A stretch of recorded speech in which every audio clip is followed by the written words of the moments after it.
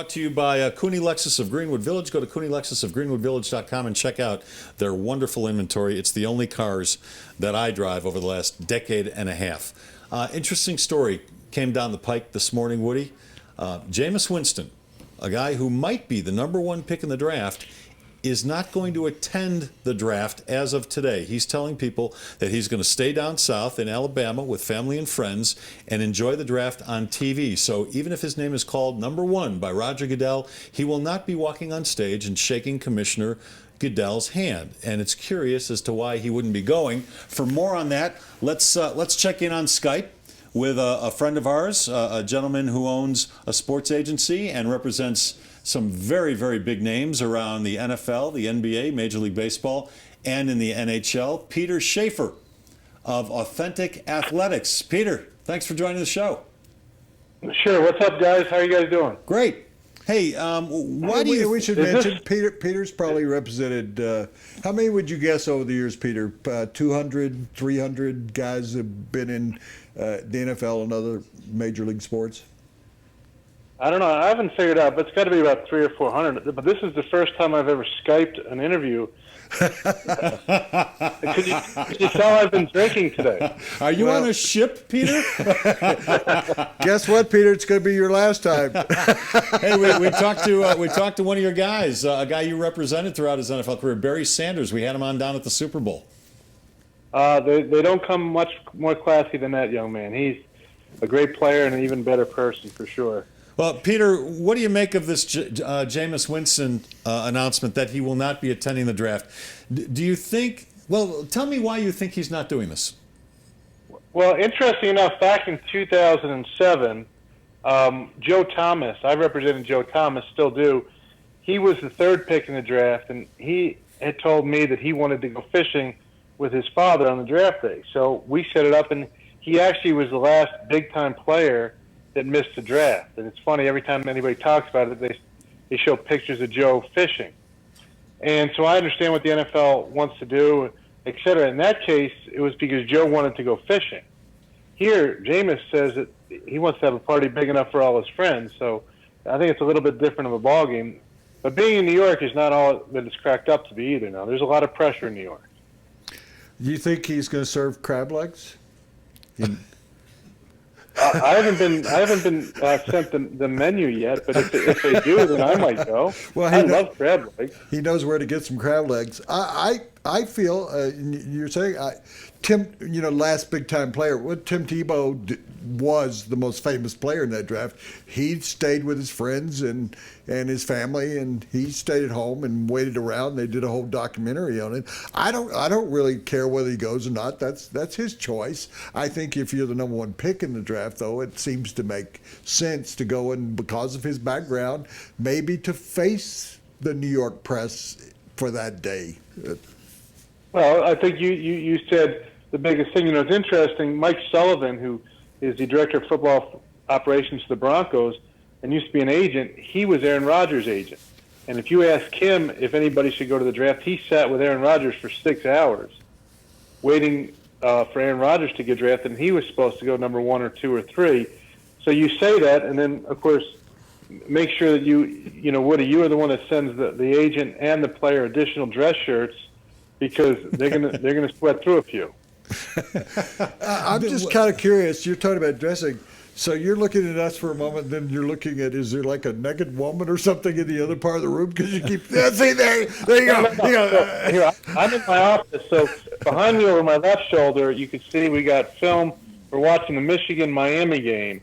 And then if you look over this, you see we have the 2 big screen TVs here where we have ESPN on and the NHL network. So we're trying to do as much video as we can here. Well, we're multitasking. Well, but be sure and leave it on, because I'm coming on ESPN in about 10 or 12 minutes there. But this is great. I want to have you on all the time.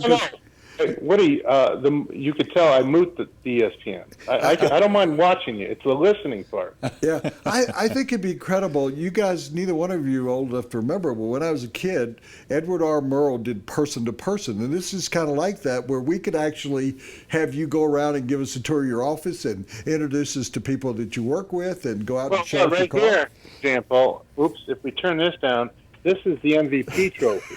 See? Right there. From what? Who does that belong Sanders to? MVP trophy. Barry Sanders. Okay. Oh, Why do great. you have it, not Barry? Wow, you got some great TVs there. I just bought There's Peter. Al Wilson's helmet that he wore when he got knocked out playing for the Broncos. See it right there. Oops. Whoa. Yeah. I got to help you out, Peter, though, and you make enough money. I just got a 4K, the ultra high definition. You need to get rid of all those TVs. Can we get back to and get Jameis 4K. Winston, please, instead of talking about your rec Well, we room? don't care whether Winston can go to New York or not, and I think Peter makes a great point. I've been there during the draft. I was in New York working for ESPN. Went over there. It's a bunch of Jets drunks, young Well, fans. no, actually, Woody, the draft this year is in Chicago. The interesting part, and I've been in the green room multiple times, and the interesting part is when you're there, they set you up in the order that they anticipate you being drafted. So one year I had the fifth player taken, so you're right up in the front. One year I went there and I had a guy who was going to go 28, 29, so you're back in what the L part of the green room, or we call the slapdick area.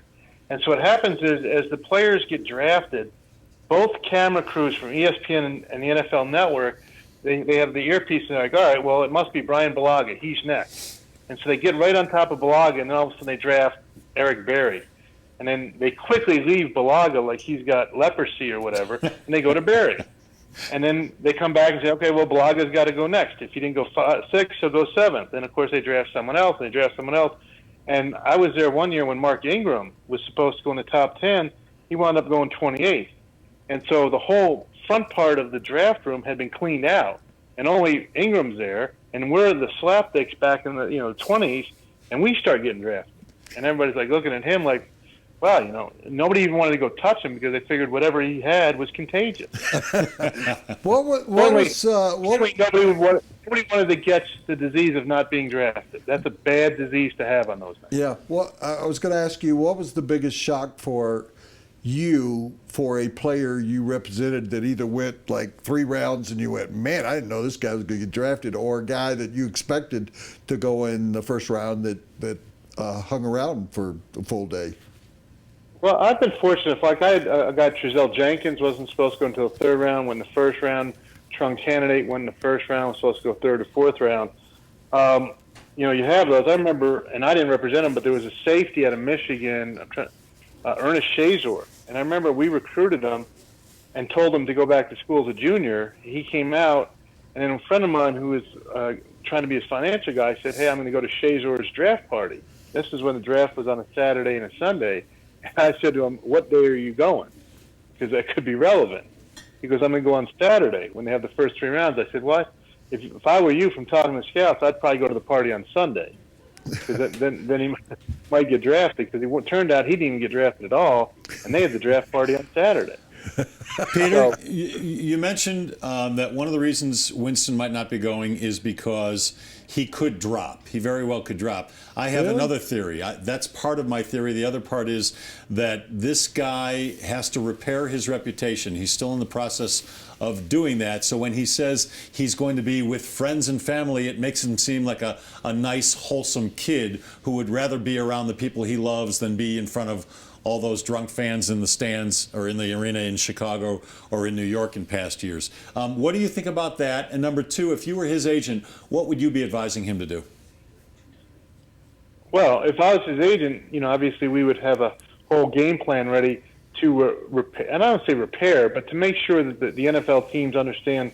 Repair makes it sound like you're manipulating or you're taking a bad person and cleaning him up, but he's still a bad person.